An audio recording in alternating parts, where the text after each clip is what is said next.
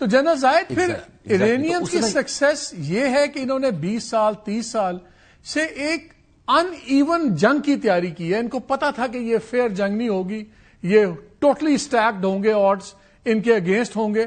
اور مجھے وہ ہنری کسنجر کی ایک کتاب کا ٹکڑا یاد آ رہا ہے جس میں انہوں نے ایک باری کہا تھا کہ کنونشنل فوج اگر گوریلا فوج سے لڑتی ہے تو it loses by not winning the conventional army and the guerrilla side wins by not losing.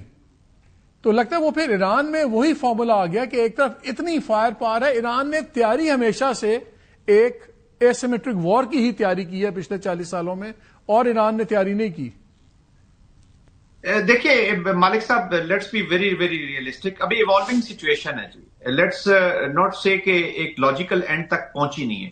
جہاں تک ایران کی تیاری کا تعلق ہے تو میں ذاتی طور پہ کرٹیک ہوں آف کورس ایرانین پریپریشنز کا, کیونکہ اکراس آل اسپیکٹرم انہوں نے تیاری نہیں کی. ان کے سینٹر آف گریوٹی شہید ہو گئے. آج ایئر کنٹرول اور ایئر ڈومیننس اور ایئر کنٹرول کی بات ہم کر رہے ہیں, آلموسٹ وہ وہیں پہ پہنچا ہوا ہے.